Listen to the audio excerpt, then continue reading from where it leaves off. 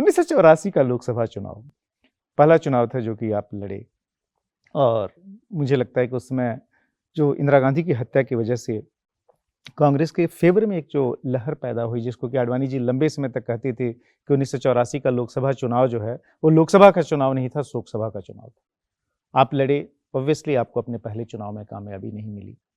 और गाजीपुर की अगर पॉलिटिकल हिस्ट्री को हम देखें, जहाँ पर कि एक समय कम्युनिस्ट नेताओं का बहुत जोर रहा, समाजवादियों का जोर रहा, तो 84 आप चुनाव लड़े, कामयाबी नहीं मिली। 89 आप वहाँ से नहीं लड़े।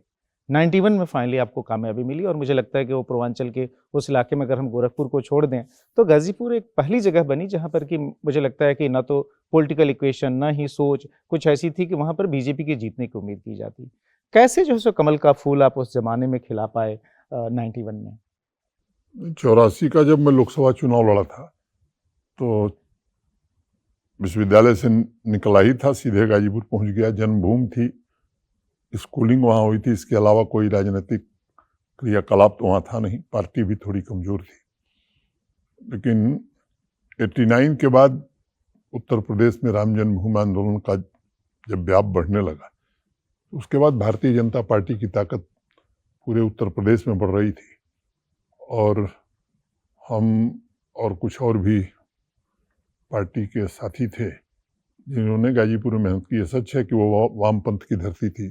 सरजू पांडे जी जन नेता थे, लंबे समय तक सांसद रहे, और उसके बाद लोकदल चौधरी साहब का बड़ा असर था। तो विपरीत परिस्थितियों में भारतीय जनता पार्टी के लिए हम सब ने काम किया।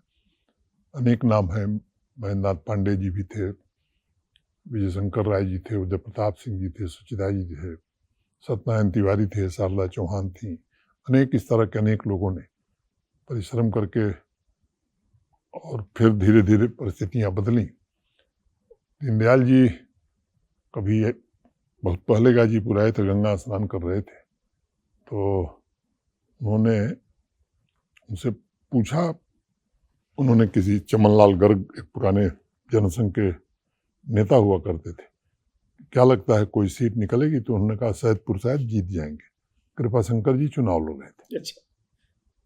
तो उन्होंने कहा कि ठीक है, मैंने अगर किसी पिता के 7 बेटे हैं, उससे पूछो कौन जिंदा रहेगा, तो उसको बताया जाए कि ये, तो उसको अच्छा तो नहीं लगेगा। तुम कह रहे हो तो मैं मान लेता हूँ, लेकिन एक बात मैं कहना चाहता हूँ कि ये उत्तर प्रदेश का केरल है जी। और अगर यहाँ जनसंघ या भाजपा जीतेगी तो उत्तर प्रदेश में सरकार बन जाएगी।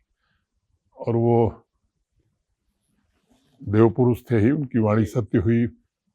91 के विधानसभा चुनाव में उदय प्रताप सिंह जी और शारदा चौहान जीते तो उत्तर प्रदेश में कल्याण सिंह जी की सरकार में, उसी को हम लोगों ने थोड़ा आगे बढ़ा दिया कि अगर लोकसभा में जीतेंगे तो सरकार दिल्ली में बनेगी। तो 96 में अटल जी की 13 दिन की सरकार बन गई। तो वो कहानी वहां चल पड़ी थी।